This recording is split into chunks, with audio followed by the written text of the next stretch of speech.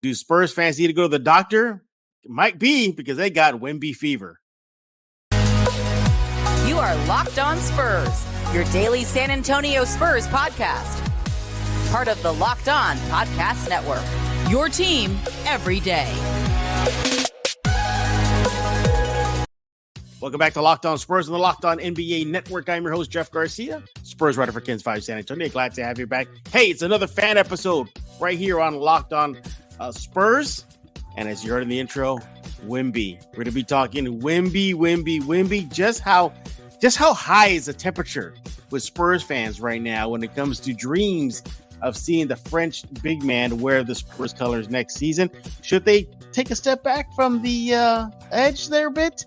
Do Spurs fans believe that 14% just is not enough to tank a season?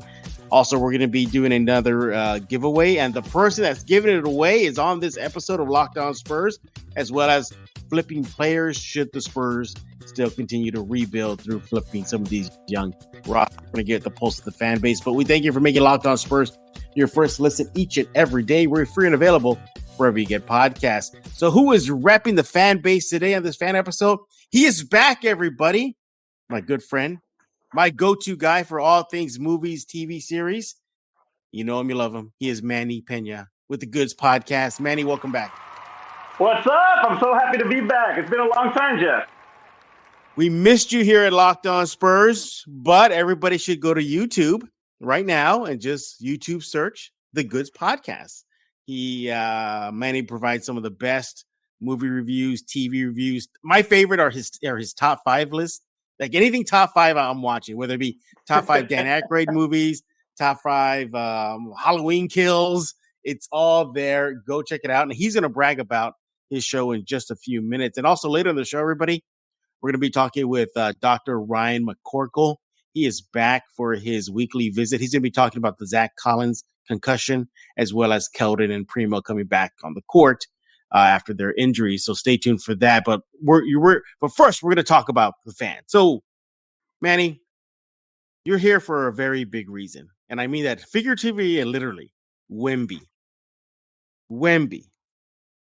You go on Twitter, social media right now, and the Spurs fans are just frothing at the mouth of dreams of having Wemby in the Spurs colors. Manny, just how bad is Wemby fever among the Spurs fan base? Right now, put us in the ICU. That's all I gotta say. Put us in the ICU because yes, it is up there, and with good reason. I mean, you have a guy that's 7'5", culture changer, because winning creates those cultures, right? Right. And that is a culture changer for sure. The impact that he would make would be significant. So it's valid. I completely understand, but we do need to tone it down a little bit, though. Okay. All right. Yeah. And I'm glad you're bringing it up because that's my point of this first segment with you is should Spurs fans bring it down a notch? We're not even the regular season yet. You're right. We're not. But it's just like, you're seeing all of these highlights. ESPN is now showing the, some of his games. And he averaged 36 points a game in the 2 G League games that he had. So they're salivating right there. Like, I can't wait, but they just definitely need to tone it back a little bit. And hopefully, I don't want to say that we can be bad enough to get them, but hopefully the chips fall where they may, and we look out. Yeah, exactly. Look, I get why Spurs fans are just over the moon and with dreams of him coming to San Antonio, but in order to do that, Manny, they got to have one of the worst records. They got to at least have 3 of the worst records to get, or 2 of the worst records to get into that 14%. Are Spurs fans ready for that scenario? Do you think majority of them are embracing it? Or do you think there might be wars erupting when the L's start mounting up? I think, for those that remember those Dominique Wilkins years, I think I do. Yeah, when we went through that horrendous year, and for us to be lucky enough to push the Celtics out of the way and get that ball to land Tim Duncan, I mean, if we are just looking at the big picture, then those that are that have been there before would be okay with it. honestly. But at the same time, you do want to see the young guys compete, and I think that was it.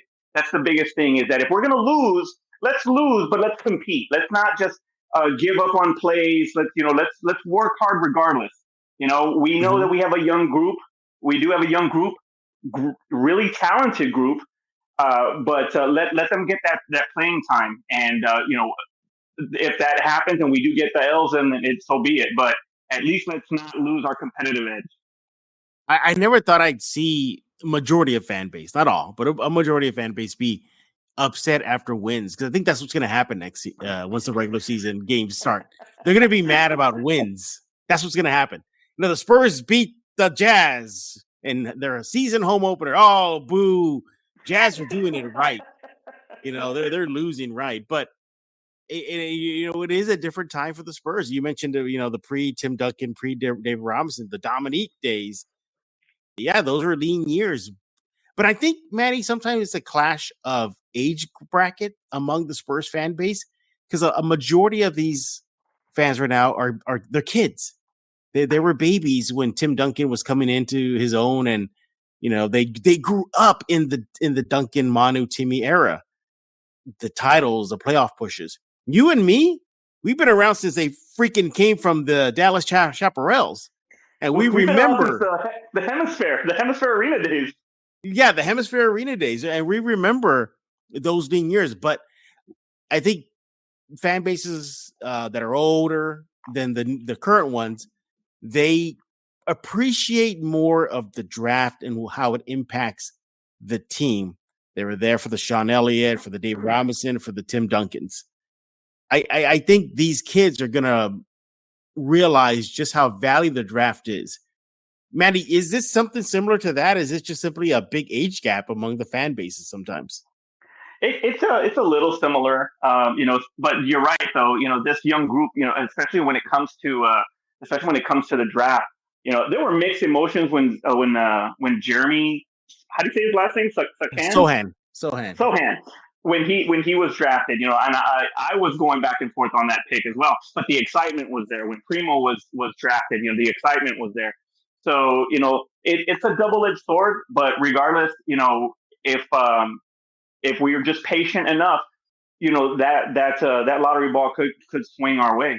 But as I said before, as long as this group continues to compete, that's the main thing, is that they don't just give up on plays and stuff. Like, they actually do compete and put an effort out there, and we'll live with the result.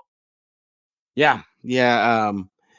But I get the other side of the argument. 14%. I mean, that's the percentage the Spurs have if they tank out, they bottom out, and they try to make a run for the top seed. But I guess what I'm trying to get at is, you know what? Save that. When we get back, we're going to continue our chat about the fan base going crazy, going gaga over Wemby, and then get into the continued rebuild on this fan episode with Manny Pena. He is with The Goods Podcast. Go on YouTube right now. Just YouTube search The Goods Podcast, or follow him on Twitter at The Goods Podcast. And also, when you do that and you follow Manny and he follows you back, because he will, then you can tweet at him and tell him that Jeff's right. Rogue One is the greatest, the GOAT of all Star Wars movies. So make sure you do that. You make sure you do that right away. But before we do that, I want to talk to you about Bet Online, your number one source for football betting info this season. Find all of the latest player developments, team matchup news, podcasts, and in-depth articles and analysis on every game you can find. As always, Bet Online remains your continued source for all your sport wagering information, with live betting, up-to-the-minute scores for every single sport out there. The fastest and easiest way to check in on all your favorite games, events, including MLB, MMA, boxing, and golf.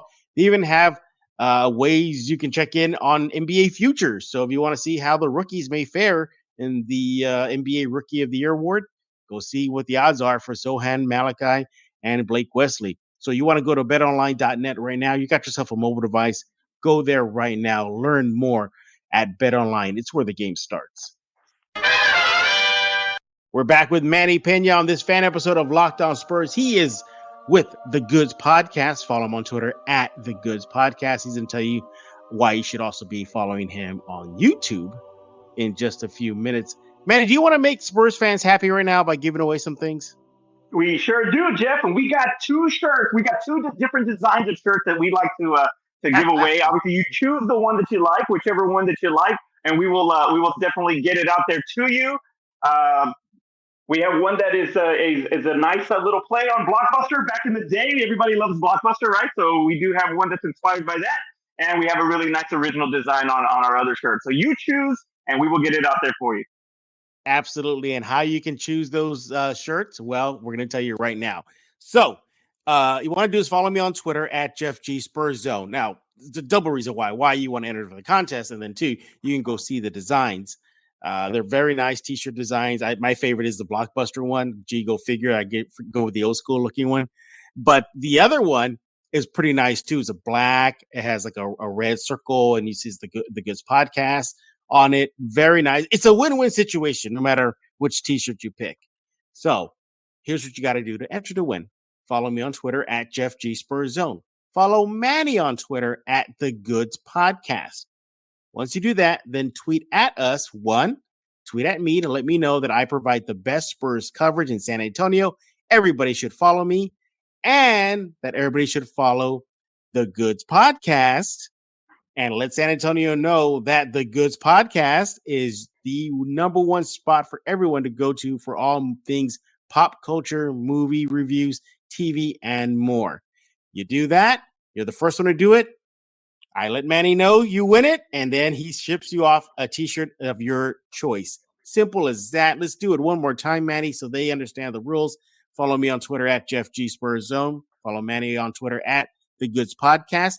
Let everybody know in that tweet that I provide the best Spurs coverage in San Antonio, and everybody should be following me. And that Manny, The Goods Podcast, is San Antonio's number one spot for all things pop culture, movie reviews, TV series reviews, and much more.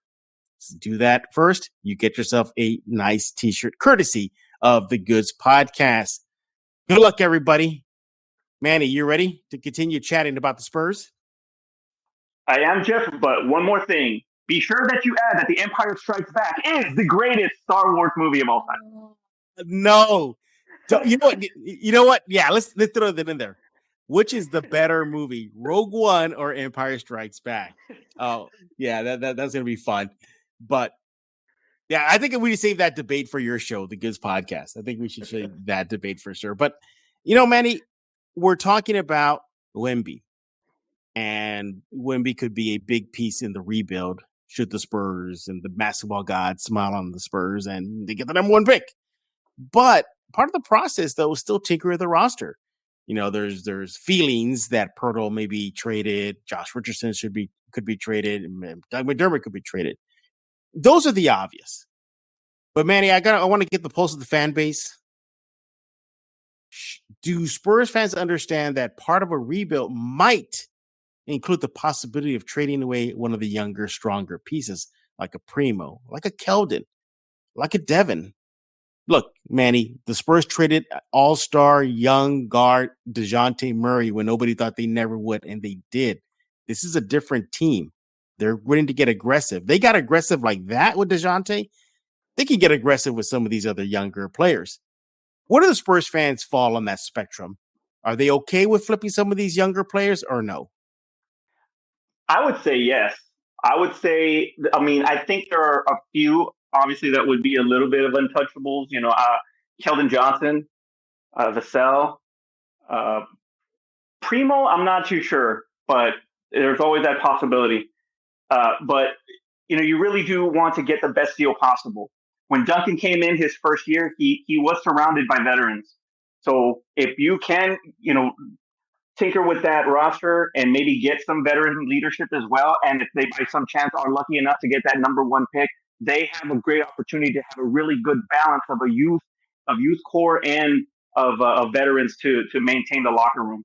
So I wouldn't be surprised if it's the best deal possible, even if it means trading up in the draft if they have to. Whatever the case may be, they're a really smart organization, so I think that would be the best route to go on that. Is it safe to assume that most Spurs fans, and I think you answered this already, but I just want to be clear, that they understand that this roster, as of right now, there's probably nobody that's untouchable. I guess so. There are some that are, like I said, if the deal is right. I would not want to trade Keldon Johnson, to be honest with you. That's just me.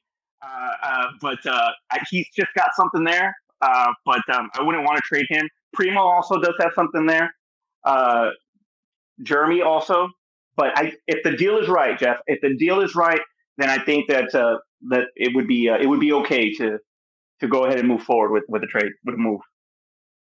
I mean, if this team just traded DeJounte Murray and they also inked him to an extension. Remember that before, like, he was due for another extension. There was a previous extension, and it was like a big hefty deal.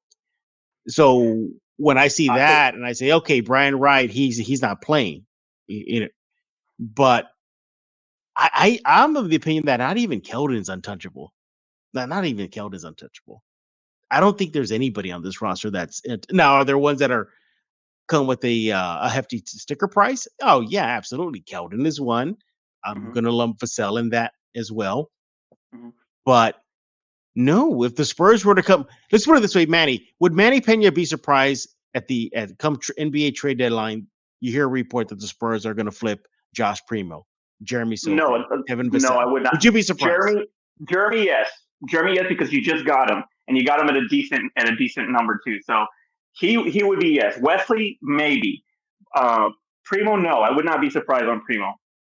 Well, it just goes to show you that this team can still make moves. And Brian Wright, in an interview with SiriusXM NBA Radio, all but said it when he was talking about the deal, with Murray and trading him away. He said that the deal with Murray allowed this franchise to now take different paths as in this rebuild.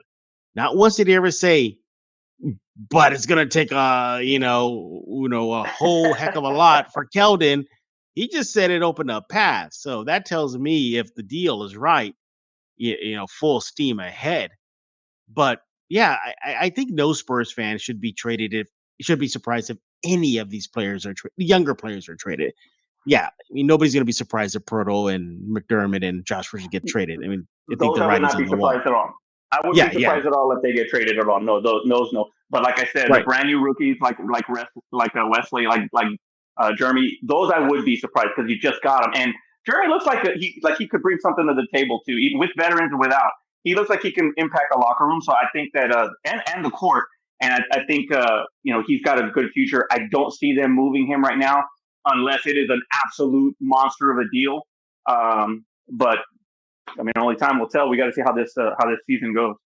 Can you believe already? It's not even the regular season yet, and we're just 4 games into Sohan's NBA career that some fans are already turning sour on him because he's not scoring 20 plus points a night.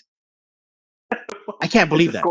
It's blame Curry for that. Blame the Warriors for that because everybody wants to see that style of basketball now. It's not about the fundamentals. It's not about the little things. It's not about the loose balls, the 50-50 balls. It's not about that. It's all about the showtime and all of that. So that does not surprise me whatsoever. But let the season start. This is also the preseason. So let the season start and let's go from there. Let's not let's pump the brakes on that a little bit. So it feels like Manny basically came on to tell everybody, pump the brakes a little bit on Wemby, pump the brakes a little bit on your Sohan hate already. He's a 19-year-old teenager. He hasn't even started his NBA career yet. I mean, he's a baby. But yeah, I mean, it's going to be a long season, man. You can already feel it already. Those L's are going to start getting to fans eventually. The wars are going to break out among fans on social media about tanking and not tanking. You know what the worst is going to be, Manny? Let's just say they tank, right? And they get one of the worst records and they don't secure spot 1 or 2 in the draft. That would be awful. Can you imagine the infighting among Spurs fans already? That would be awful. I don't see that happening. I've read articles where the Spurs have the best chance to get Victor, so we'll see. But that they do have the best chance of getting him. So I did finally I watched some of his play. This guy looks like Durant, plays like Dirk, has footwork like Yao, and he blocks like Gobert. That's ridiculous combination. Yeah, and that's why majority, not all. Yes, Manny, there are still some Spurs fans out there that are saying hell no to the tank, but I would say at least 85% of Spurs fan base understand the assignment, and that is netting Victor Wembanyama. And we shall see. It is interesting to note, though, Popovich recently said that this team right now has a bunch of players that they can use to build around a franchise player. So interesting. Interesting. See, even Pop's saying there's no franchise player on this team right now. Pop's saying it too. So that should Well, tell you a I lot. could see that. They're all young. I could see that. Yeah. Manny, it's time for you to brag about the Goods podcast. Tell everybody why they should be checking it out. Yeah, the Goods podcast brings you exactly that. It brings you the goods on all things pop culture, whether it's movies, TV, music, wrestling. It doesn't matter. That's what we do. We have actually expanded our platform, and we are now on TikTok.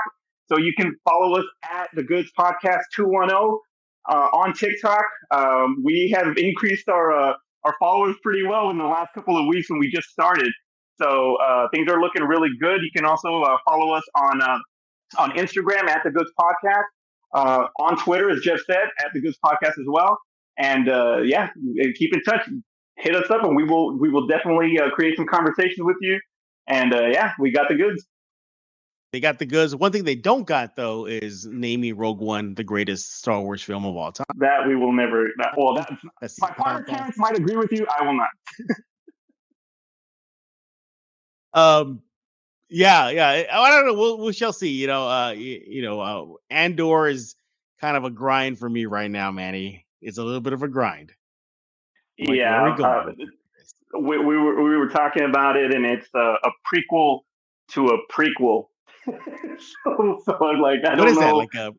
They gotta have a different name for that now. These are the prequels with an extra E or something. Prequels, yeah. But this time it's for real. Prequels. Yeah. Once again, follow Manny on Twitter at the Goods Podcast. Don't forget about that contest we announced. No, we're not going to do it again. Should have been paying attention a little while ago. But hopefully you win that nice T-shirt. Again, it's a very, very cool looking T-shirt. If I can, whoever wins it, go with the Blockbuster one. That's my favorite one. That one's cool. But when we get back, we're going to continue talking about the Spurs. We're going to be talking with Dr. Ryan McCorkle. He is back for his weekly visit. He's going to be discussing the concussion that Zach Collins recently took, as well as his thoughts on Primo and Johnson coming back on the court after getting a couple of injuries. So we'll talk with him in just a few seconds.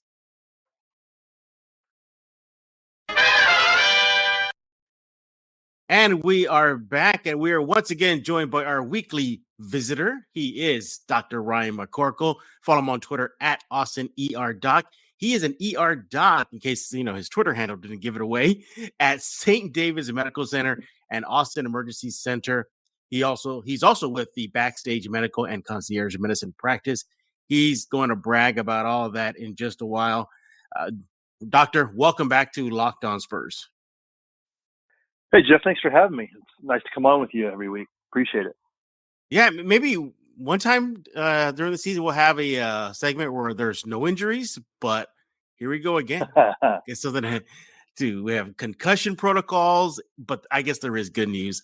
A pair of players are back. And in case anybody doesn't know, Dr. Ryan McCorkle has been on Locked On Spurs the last several weeks, giving us a weekly update on the Spurs injury status to players and just his overall thoughts about these medical issues that pop up. So let's start off right away and dive into, I guess, the quote unquote biggest injury is a concussion for Zach Collins. The Spurs did announce earlier this week that Collins entered the league's concussion protocol based on a big hit he had in the Pelicans game against Zion. Yeah, that'll do it for you. Yes.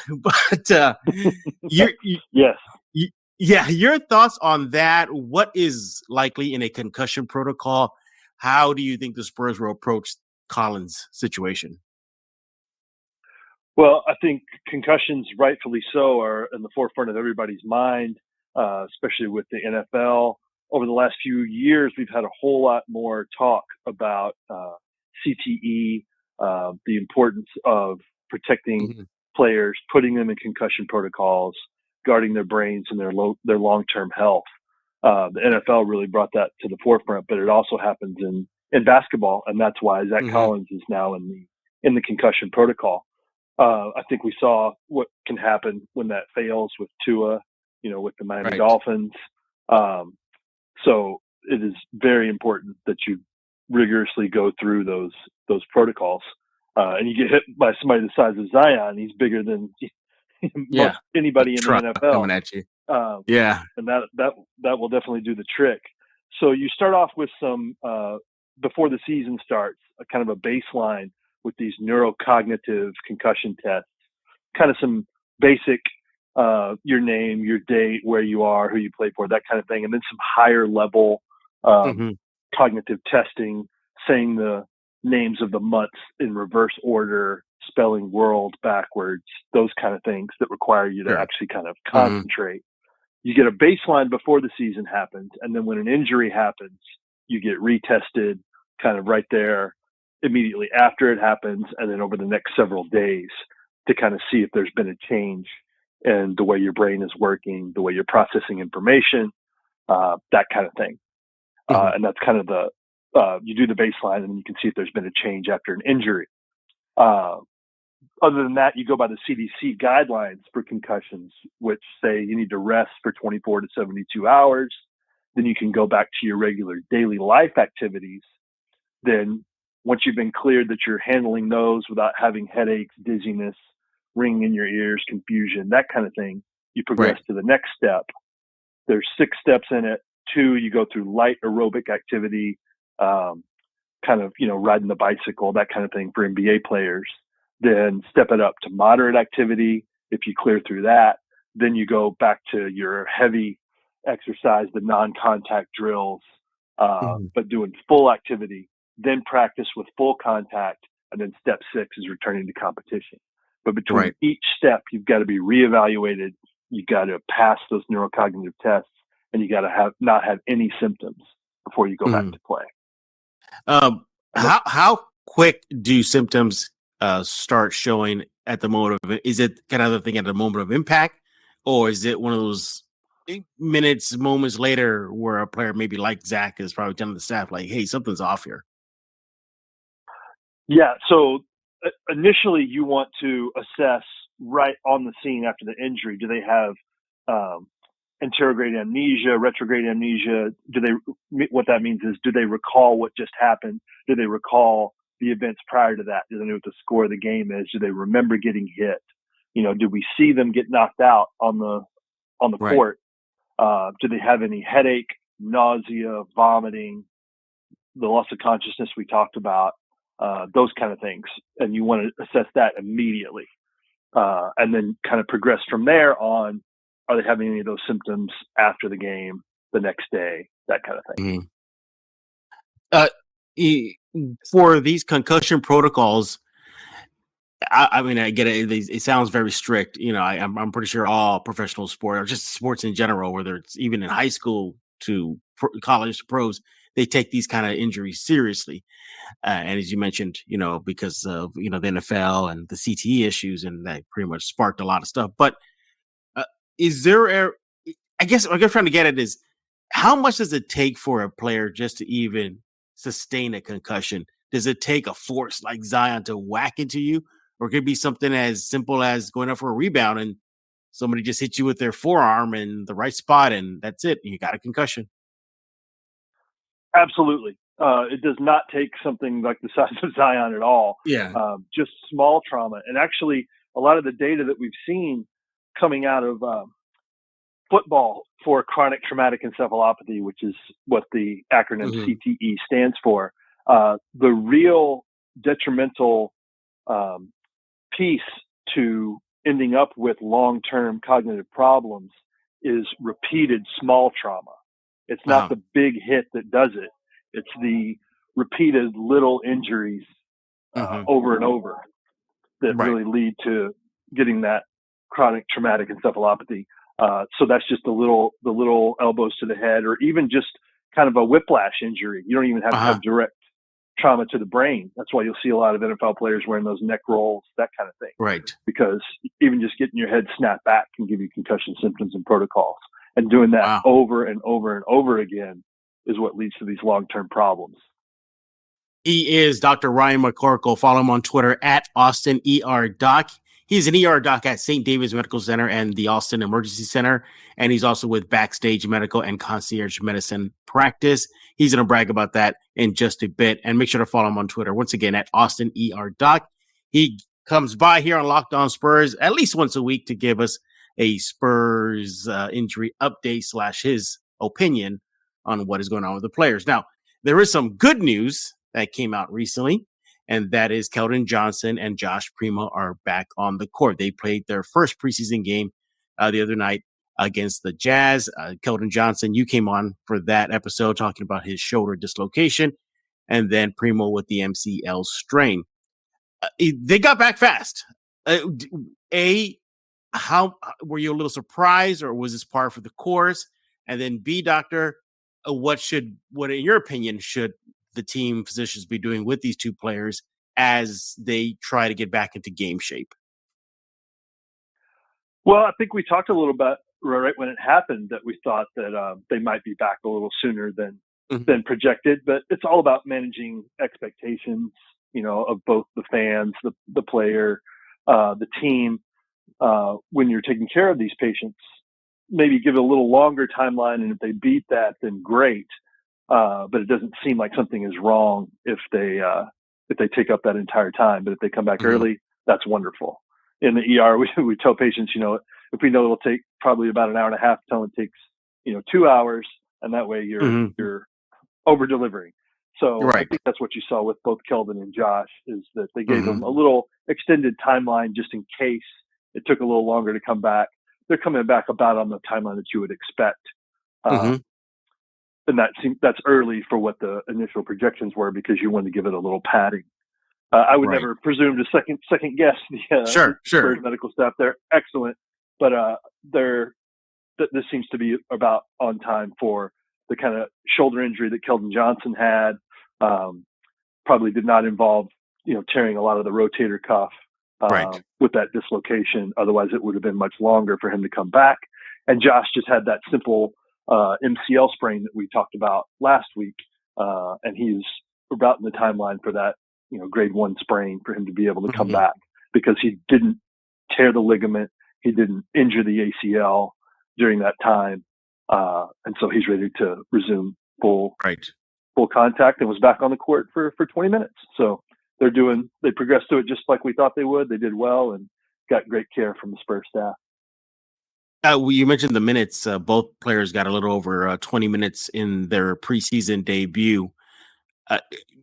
I know you don't want to you're not going to second guess or give any question to the Spurs medical staff. But did you think that was a bit much, or again just par for the course? That's about right. 20 minutes. Oh yeah, I mean 20 minutes.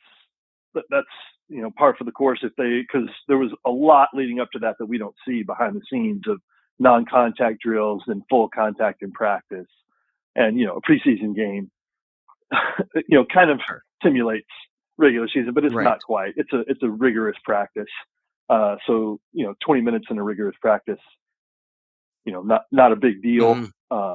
Probably put a lot more stress on it and going through a full length practice beforehand than just those 20 minutes in the preseason game.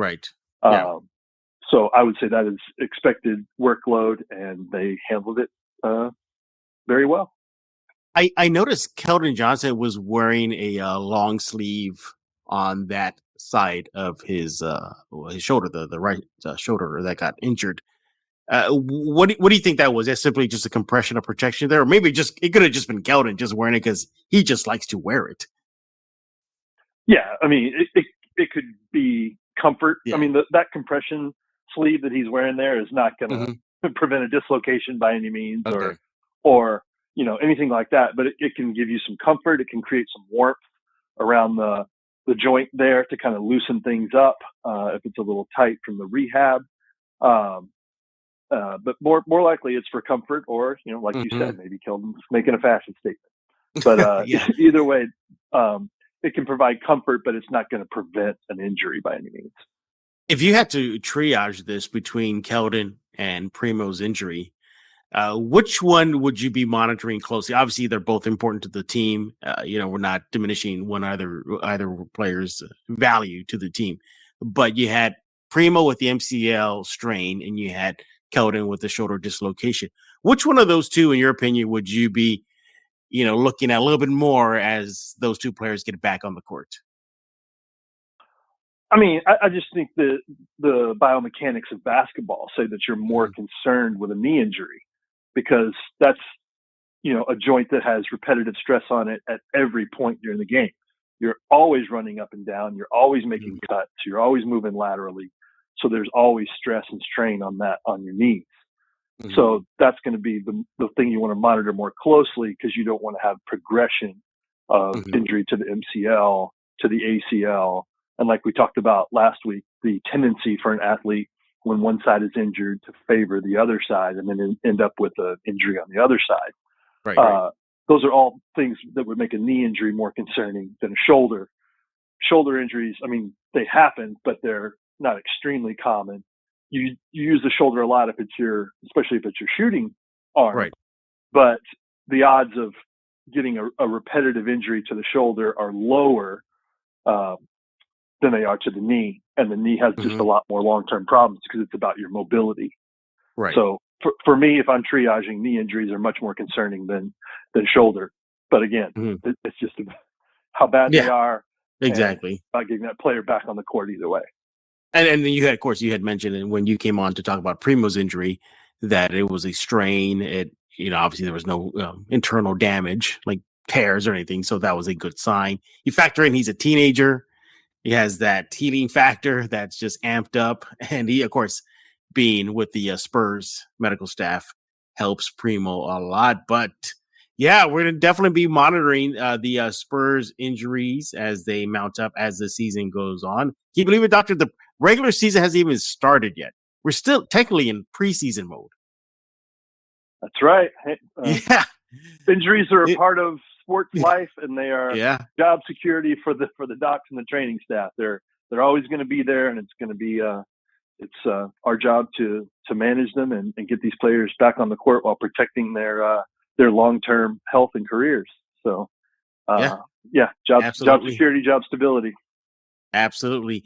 Once again, he is Dr. Ryan McCorkle. He is with the St. David's Medical Center and the Austin Emergency Center, and with Backstage Medical and Concierge Medicine. Do you want to talk about that? How people can look up some information about that, where they can go, what website they can visit, and just brag. Just tell us all about what you got going on. Well, I'll tell you a little bit about where I'm working. I hate to brag. It's just what I do for a living, right? So I'm working in the emergency room. I work at St. David's Medical Center in Austin. I also work at Austin Emergency Center, and I also have a Backstage Medical business here where we cover all the major music venues in town. And I've been working last weekend and next weekend at the ACL Festival here in Zilker Park in Austin, and taking care of all the musicians and their crews for that festival. You can find me, like you said, at my Twitter and my Instagram, Austin ER Doctor on Twitter, Austin EM Doc on Instagram, and athomedocs.com is the website. You'll see me out at ACL Festival this weekend, taking care of the artists there. And people can find me if they want to look it up or get in touch. Absolutely. I'll do him a favor. I'll give out his Twitter one more time. It's at Austin ER Doc. Speaking of the ACL Fest, there's a band that's going to be performing there that I'm a big fan of, but I'm actually going to go catch them in New York City because they're going to do a concert in one of the city's most famous concert venues. So it's called Magdalena Bay. So if you go on that night and and if they're performing, that's that exact the duo. I think it's like a guy and a girl duo. They're performing in New York. They're at Webster Hall. That's when they're going to perform here in New York City. Very popular venue. It's kind of like one of those tucked away arenas that the locals love. So if you've never seen them in concert, Doctor, you're going to enjoy their performance. They're a really good group. Well, I'll make sure I get up there on the stage and check them out this weekend. No stage diving, Doc. Okay, no stage diving. I don't want you to be like, come back next week and be like, so the injury report's going to be on me. That's what you're going to say. That's right. I'm a huge Pearl Jam fan, and I've seen them 75 times and Eddie Vedder 30 times. So I've been stage diving since 14, but I follow them around and see them in New York City a lot too. So that's yeah, you're right. Stage diving and being in the pit is a whole nother animal for injuries. Whole other animal. And once again, we want to thank Dr. Ryan McCorkle right here on Locked On Spurs, making his weekly visit. And again, follow him on Twitter at AustinERDoc. And we thank you for making Locked On Spurs your first listen each and every day. So for Dr. Ryan McCorkle and our earlier guest, Manny from the Goods Podcast, we're going to put a lock on this episode of Locked On Spurs.